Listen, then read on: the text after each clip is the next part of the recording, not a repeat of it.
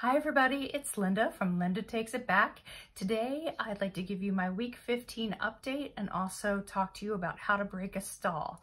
If you're interested, please stay tuned.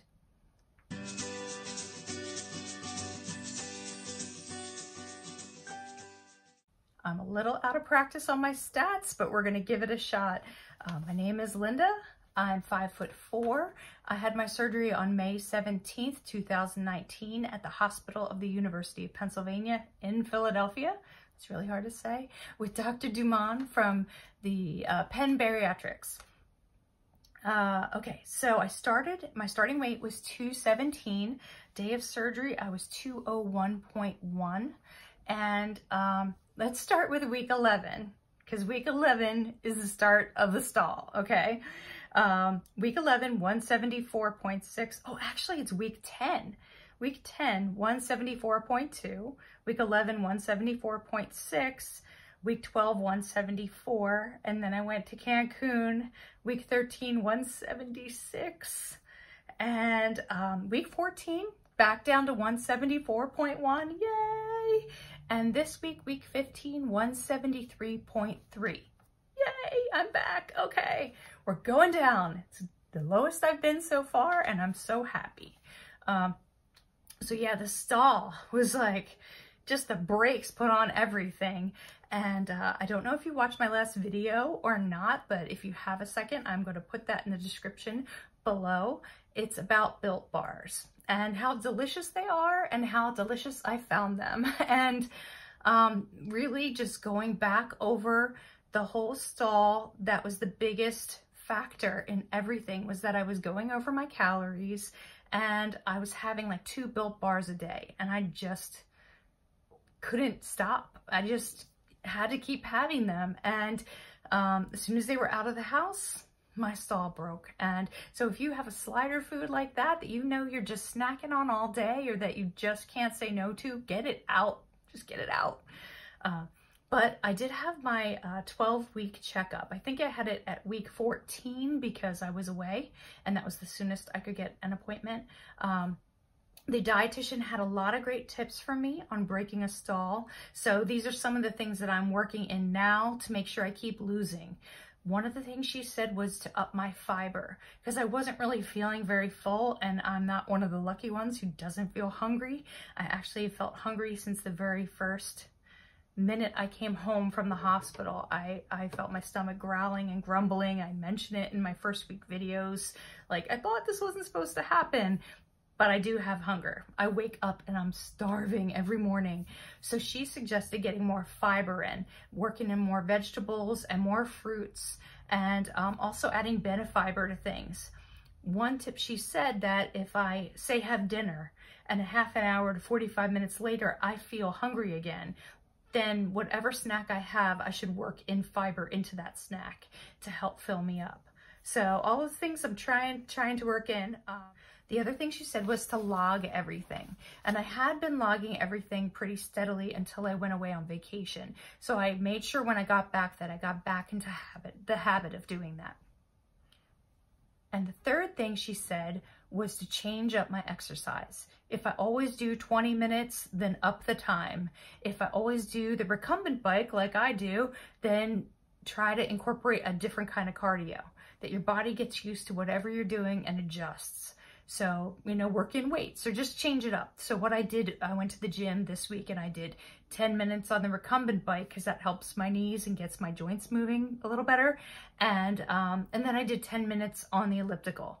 And I was surprised that I could do it. I was like, woohoo, because that's really going to get my heart rate up a little higher. So you can increase your frequency, you can increase your time, and you can change the type of exercise that you're doing just to keep your body guessing what's going on.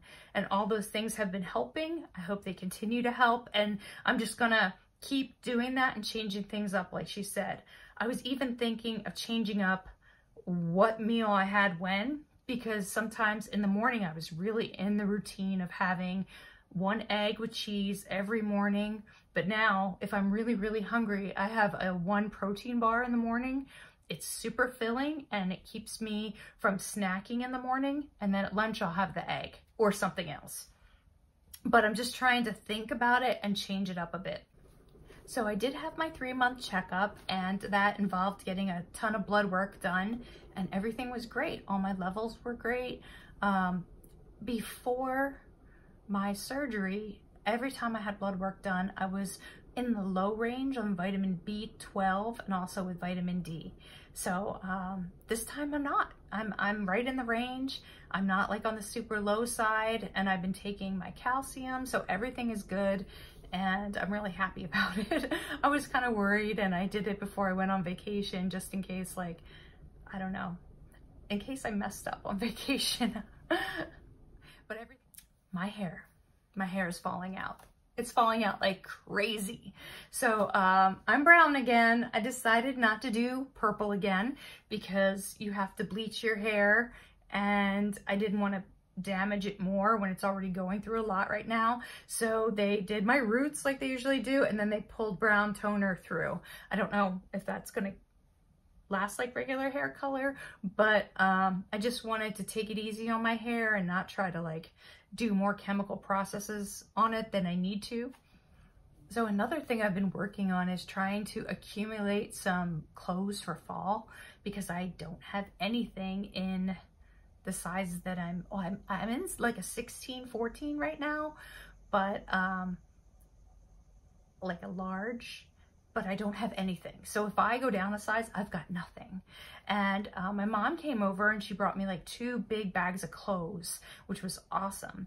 But my mom doesn't look anything like me. She's got blonde hair and fair skin and blue eyes. So all the colors that she wears are not my colors. She wears like the pretty medium blues, and they just like bring out her eyes, and all the colors she wears, I'm like, God, that sweater looks so good on you.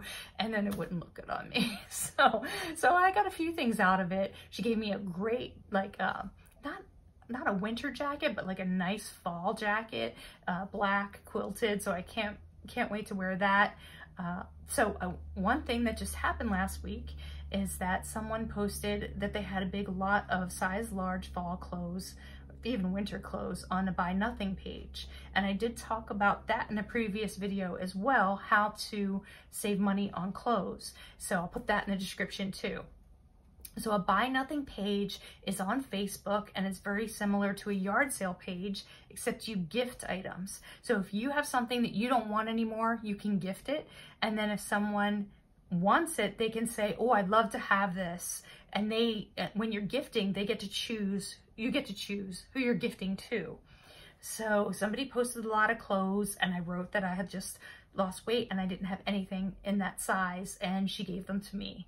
And it's great. I got like 6 or 7 tops and a couple of jackets that, I mean, I didn't pick them out, but one of them had tags on them, so it was amazing. All different brands, and like 2 like nice sweatshirts. So, you know, all I need is the shirts that I have now, plus some sweatshirts on top, and I'll be all set. Pants, on the other hand, I don't know what I've got. I think I have like one pair. I put on a pair of black jeans the other day, and I don't even know when I bought them, but they fit. And I'm like, I know they didn't fit before. So I have like large tubs of stuff downstairs, but I don't know that any of it is in smaller sizes. When I was pregnant, for some reason I thought, I'm never going to be that skinny again, and I threw out all my size 12 stuff. And then I came home from the hospital and had lost a ton of weight and had no clothes. So I'm not even near size 12 yet, but I wish I hadn't have done that.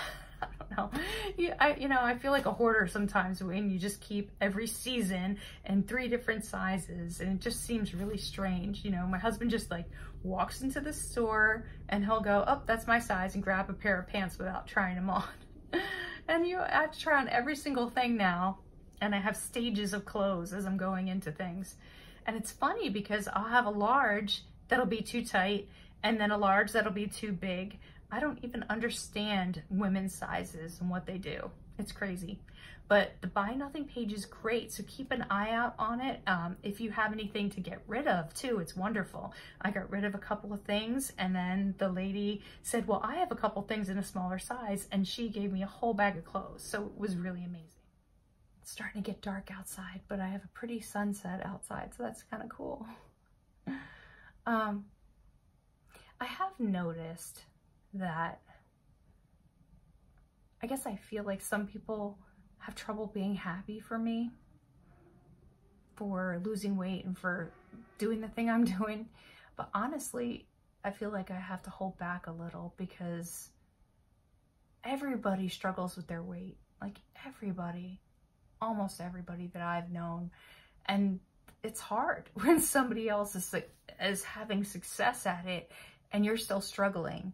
And everybody goes up and down and up and down and it changes.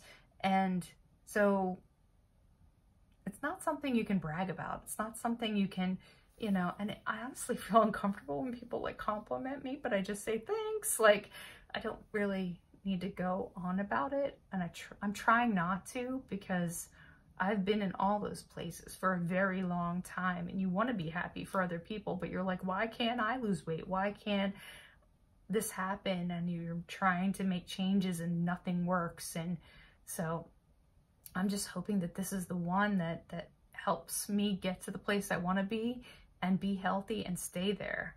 Okay guys, well, it's getting dark, so I'm gonna let you go. I hope you're all having a great week. If you're in a stall, man, I'm there with you. I know what it feels like. That sucks. Just keep going and keep trying and try to change it up as much as you can. And I will talk to you soon.